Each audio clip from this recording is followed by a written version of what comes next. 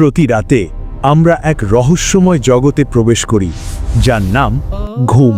আপনি কি কখনো ভেবে দেখেছেন, যখন আপনি ঘুমান তখন আপনার দেহের ভেতর কি ঘটে? আপনার আত্মা কি তখন দেহ থেকে বেরিয়ে যায়? স্বপ্নের রহস্য কি? কেন কিছু স্বপ্ন আপনাকে স্বস্তি দেয় আর কিছু স্বপ্ন আপনাকে প্রচণ্ড ভয় দেখায়? সেই স্বপ্নগুলোর মধ্যে কি শয়তান আমাদের সাথে কথা বলে? ইসলামে এই ঘুম ও স্বপ্নের রহস্য নিয়ে কি শিক্ষা দেওয়া হয়েছে? আমরা সেই সব প্রশ্নের উত্তর খুঁজব, যা আপনার প্রতি রাতের অভিজ্ঞতাকে নতুন করে বুঝতে সাহায্য করবে। ঘুম হলো আল্লাহ তাআলার পক্ষ থেকে মানুষের জন্য এক বিরাট নেয়ামত এবং এক সুস্পষ্ট নিদর্শন। আল্লাহ তাআলা পবিত্র কোরআনে ঘুমকে মৃত্যু বা সাময়িক মৃত্যু হিসেবে আখ্যায়িত করেছেন। আল্লাহ বলেছেন, তিনিই সেই সত্তা যিনি রাতে তোমাদের রূহ কবজ করে নেন এবং দিনে তোমরা যা কিছু করো তা তিনি জানেন। আল্লাহর রসুল মুহাম্মদ সাল্লাল্লাহু আলাইহি ওয়াসাল্লাম বলেছেন, ঘুম হলো মৃত্যুর ভাই, অর্থাৎ ঘুম মৃত্যুর মতোই। ঘুমের সময় আমাদের আত্মা শরীর থেকে কিছুটা হলেও বিচ্ছিন্ন হয়ে যায়। এই কারণেই আমরা স্বপ্ন দেখি। এই ঘুম শুধু বিশ্রাম নয়, বরং আল্লাহর এক বিরাট পরীক্ষা। কারণ মানুষ যখন ঘুমাতে যায় তখন তার হাতে আর কোনো নিয়ন্ত্রণ থাকে না। সে আল্লাহর কাছে নিজেকে সম্পূর্ণভাবে সঁপে দেয়। এই কারণেই ঘুমানোর আগে ইসলামে বিশেষ কিছু আমলের নির্দেশ দেওয়া হয়েছে। ঘুমের সময় আত্মা এবং দেহের সম্পর্ক কেমন থাকে? আল্লাহ তাআলা কোরআনে স্পষ্ট করে দিয়েছেন, আল্লাহই প্রাণ হরণ করেন তাদের যাদের মৃত্যুর সময় হয়, এবং যারা মরে না তাদেরও তাদের ঘুমের সময় প্রাণ হরণ করেন। এই আয়াত প্রমাণ করে ঘুমের সময় আল্লাহ তাআলা আমাদের রূহ বা আত্মাকে পুরোপুরি কবজ না করলেও এক প্রকার বিচ্ছিন্নতা ঘটিয়ে থাকেন। যখন আমরা ঘুম থেকে জেগে উঠি তখন আমাদের রূহ আবার পুরোপুরি দেহে ফিরে আসে, কিন্তু যার মৃত্যুর ফায়সালা হয়ে গেছে তার রূহকে আল্লাহ ঘুমের সময় আর দেহে ফিরিয়ে দেন না, সে মারা যায়। এই কারণেই ঘুম থেকে ওঠার পর আমাদের বলা হয়, সমস্ত প্রশংসা আল্লাহর জন্য, যিনি মৃত্যুর পর আমাদেরকে আবার জীবিত করলেন। এই দোয়াটি প্রমাণ করে যে ঘুমের সময় আমরা যেন সাময়িক মৃত্যুর মধ্যেই ছিলাম। মানুষ ঘুমিয়ে পড়লেই স্বপ্ন দেখা শুরু করে। ইসলামী শিক্ষার ভিত্তিতে মানুষ যে স্বপ্ন দেখে তার উৎস মূলত তিনটি। প্রথমত, আল্লাহর পক্ষ থেকে স্বপ্ন। এই স্বপ্নগুলো সত্য, স্পষ্ট এবং প্রায়শই ভবিষ্যতের কোনো ভালো খবর বা সুসংবাদ বহন করে। এই স্বপ্নগুলো সাধারণত সকালের দিকে দেখা যায়। দ্বিতীয়ত, শয়তানের পক্ষ থেকে স্বপ্ন। এই স্বপ্নগুলো হয় ভয়ঙ্কর, অশান্তিপূর্ণ এবং বাজে দৃশ্য দিয়ে ভরা। এই স্বপ্নের উদ্দেশ্য হলো মানুষকে ভয় দেখানো, দুঃখ দেওয়া এবং সকালে মন খারাপ করে দেওয়া। তৃতীয়ত, মানুষের নফস বা মন থেকে স্বপ্ন। এই স্বপ্নগুলো হলো আমাদের দৈনন্দিন জীবনের চিন্তা, ভয়, আশা বা দিনের বেলা দেখা কোনো দৃশ্যের প্রতিফলন। এই স্বপ্নগুলোর কোনো বিশেষ অর্থ বা ব্যাখ্যা নেই। এই তিনটে উৎসের মধ্যে সবচেয়ে গুরুত্বপূর্ণ হলো আল্লাহর পক্ষ থেকে আসা স্বপ্ন এবং শয়তানের পক্ষ থেকে আসা স্বপ্ন। খারাপ স্বপ্ন বা দুঃস্বপ্ন হলো শয়তানের সেই ফুসলানি, যা সে জাগ্রত অবস্থায় পারে না কিন্তু ঘুমের সময় চেষ্টা করে। শয়তান ঘুমের সময় আমাদের সাথে সরাসরি কথা বলে না, কিন্তু সে আমাদের মনের গভীরে ভয়, সন্দেহ এবং অপ্রিয়তিকর দৃশ্য তৈরি করে। আল্লাহর রসুল সাল্লাল্লাহু আলাইহি ওয়াসাল্লাম বলেছেন, যদি তোমাদের কেউ এমন স্বপ্ন দেখে যা সে পছন্দ করে না, তবে সে জেনে রাখো তা শয়তানের পক্ষ থেকে এসেছে। শয়তানের উদ্দেশ্য এখানে পরিষ্কার: ভয় সৃষ্টি করা, দুঃখ দেওয়া এবং সকালে মন খারাপ করে দেওয়া। এই কারণেই খারাপ স্বপ্ন দেখলে ইসলামে কিছু বিশেষ আমল করতে বলা হয়েছে, যা শয়তানের এই কৌশলকে ব্যর্থ করে দেয়। আপনি যখনই কোনো খারাপ বা ভয়ানক স্বপ্ন দেখবেন তখন সাথে সাথে এই তিনটি কাজ করুন। প্রথমত, বাম দিকে থুতু। সঙ্গে সঙ্গে আপনি বিছানায় বাম দিকে কাঁধ হন এবং 3 বার আউযু বিল্লাহি মিনাশ শাইতানির রাজিম বলে মুখে সামান্য থুতু বা ফু দিন। মনে রাখবেন, এটি জোরে থুতু ফেলা নয়, বরং ঠোঁটে বাতাস নিয়ে হালকা করে ফু দেওয়া। এই আমলের মাধ্যমে শয়তান সেই মুহূর্তে পালিয়ে যায় এবং আপনার স্বপ্ন কোনো ক্ষতি করতে পারে না। দ্বিতীয়ত, পাশ পরিবর্তন। আপনি যে পাশে ঘুমিয়েছিলেন সাথে সাথে সেই পাশ পরিবর্তন করে অন্য পাশে ফিরে শোন।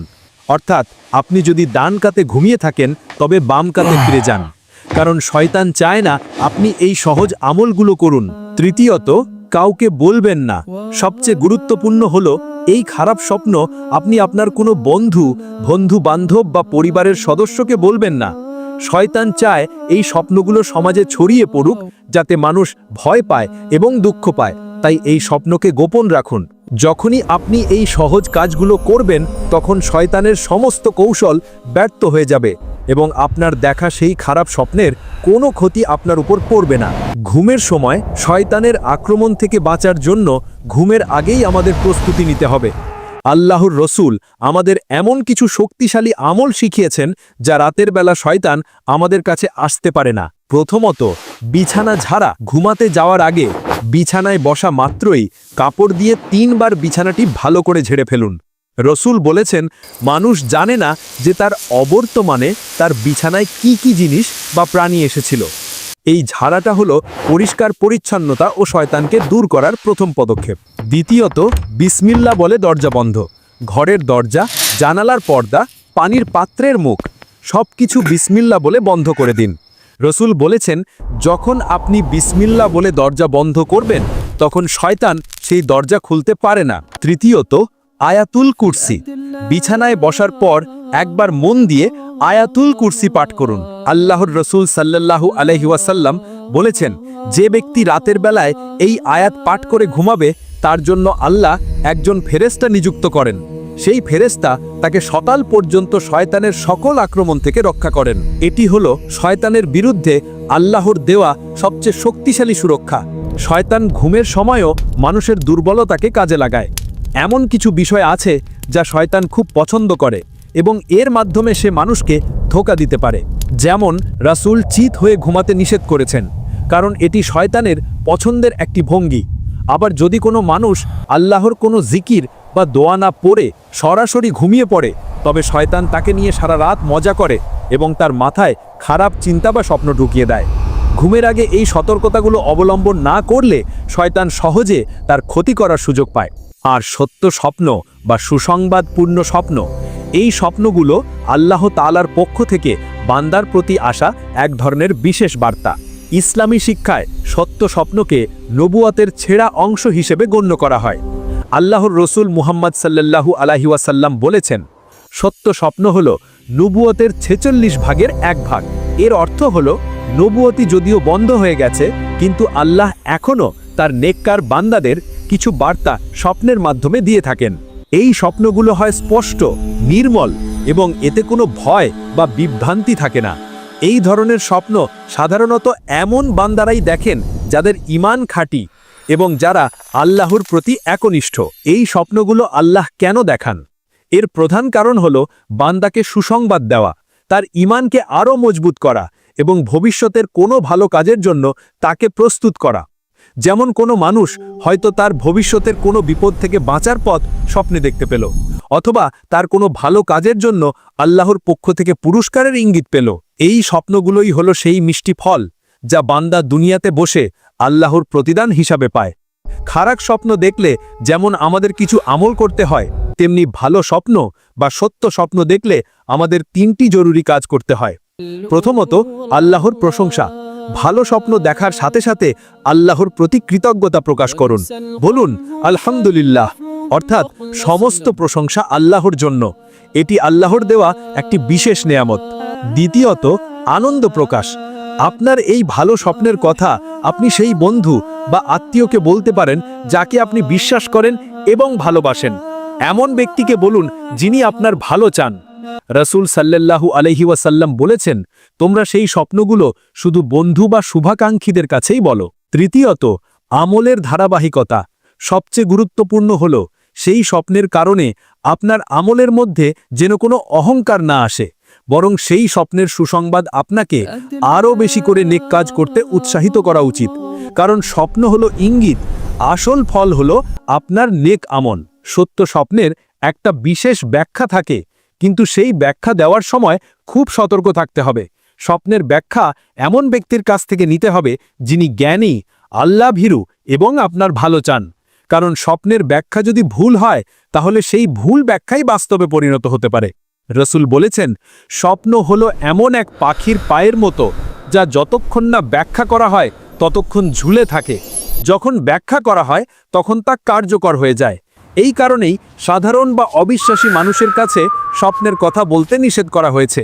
যদি কেউ আপনার স্বপ্নের ভুল ব্যাখ্যা দেয়, তবে সেই ভুল ব্যাখ্যাই কার্যকর হওয়ার ভয় থাকে। তাই স্বপ্নের ব্যাখ্যা দেওয়ার সময় চূড়ান্ত জ্ঞান ও সতর্কতা প্রয়োজন। আমরা জানলাম ঘুম হলো সাময়িক মৃত্যু। এই সময় আমাদের সুরক্ষার জন্য রাসূলের মুহাম্মদ সাল্লাল্লাহু আলাইহি ওয়াসাল্লাম আমাদের কিছু সহজ সুন্নত শিখিয়েছেন, যা মেনে চললে আমাদের ঘুম শয়তানের ফুসলানি থেকে মুক্ত থাকবে এবং পুরো রাতটাই ইবাদতে পরিণত হবে। ভালো ঘুম এবং শয়তানকে দূরে রাখার জন্য রাসূল কিছু সহজ কাজ করার পরামর্শ দিয়েছেন। প্রথমত, অজু করে নেওয়া। ঘুমাতে যাওয়ার আগে অজু করে নিলে সেই ব্যক্তি সেই রাতে আল্লাহর স্মরণে ঘুমিয়ে পড়েন। এই সময় আল্লাহ তাআলা একজন ফেরেশতাকে নিযুক্ত করেন, যিনি সকাল পর্যন্ত তাকে শয়তানের আক্রমণ থেকে রক্ষা করেন। দ্বিতীয়ত, ডান কাতে ঘুমানো। রাসূল বলেছেন, তোমরা ডান কাতে ঘুমাও। বিজ্ঞানও বলে ডান কাতে ঘুমালে হৃৎপিণ্ড এবং হজম প্রক্রিয়ার উপর চাপ কম পড়ে। এটি শুধু সুন্নত নয়, এটি স্বাস্থ্যের জন্য উত্তম। তৃতীয়ত, হাতের তালুতে ফু দেওয়া। ঘুমাতে যাওয়ার আগে দুই হাতের তালু একত্রিত করুন। এরপর সূরা ইখলাস, সূরা ফালাক এবং সূরা নাস, এই তিনটি সূরা পাঠ করে হাতের তালুতে ফু দিন। তারপর সেই হাত দিয়ে মাথা থেকে শুরু করে সারা শরীরে যতটুকু পারেন বুলিয়ে দিন। এই কাজটি 3 বার করুন।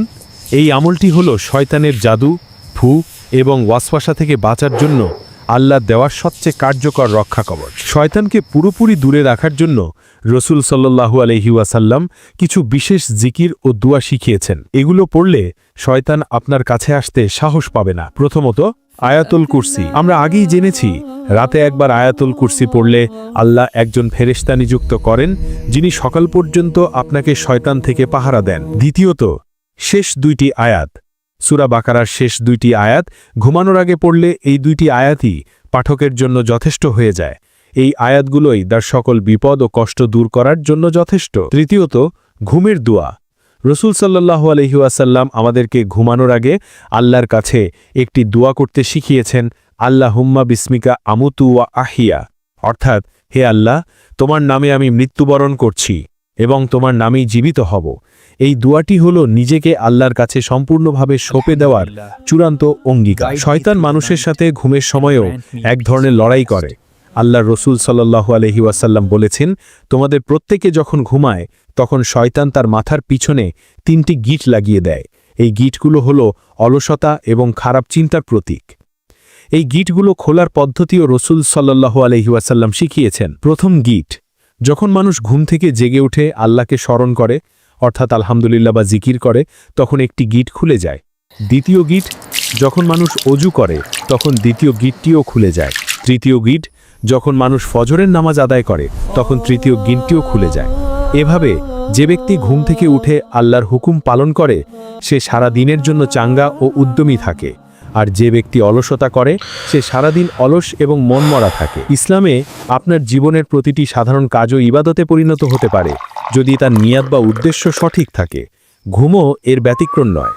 যদি একজন বান্দা ঘুমাতে যাওয়ার আগে 2টি কাজ করে, তবে তার সেই ঘুম ইবাদতে পরিণত হয়। প্রথমত, সঠিক নিয়াতে ঘুমানো। যদি আপনি এই নিয়াতে ঘুমাতে যান যে আমি ঘুমিয়ে আমার শরীরকে সতেজ করব যাতে ফজরের সময় উঠে আল্লাহর ইবাদত ভালোভাবে করতে পারি, বা আমি ঘুমাবো যাতে আমি দিনের বেলায় হালাল রিজিকের সন্ধানে কাজ করতে পারি, তবে আপনার এই ঘুম ইবাদতে গণ্য হবে। দ্বিতীয়ত, আমরা আগে যে আমলগুলো শিখেছি, অজু করা, ডান কাতে শোয়া, দোয়া পড়ে ঘুমানো, এই শূন্যগুলো মেনে চললে আপনার ঘুম শয়তান মুক্ত থাকে এবং আল্লাহর স্মরণে কাটে। এই কারণেই আপনার ঘুম তখন সাধারণ ঘুম থাকে না, বরং ইবাদতে পরিণত হয়। এমনকি মানুষ যখন গভীর ঘুমে থাকে তখনও সে নেকি অর্জন করতে পারে। এটি সম্ভব হয় ঘুমের আগে করা বিশেষ কিছু জিকিরের মাধ্যমে। রাসূল সাল্লাল্লাহু আলাইহি ওয়াসাল্লাম একটি খুবই মূল্যবান আমল শিখিয়েছেন, ঘুমানোর আগে 33 বার সুবহানাল্লাহ, 33 বার আলহামদুলিল্লাহ এবং 34 বার আল্লাহু আকবার পাঠ করা। এই জিকিরটি পাঠ করার পর যদি আপনি ঘুমিয়ে পড়েন, তবে এটি সারা রাত আল্লাহর কাছে আপনার আমলনামায় নেকি হিসেবে জমা হতে থাকে।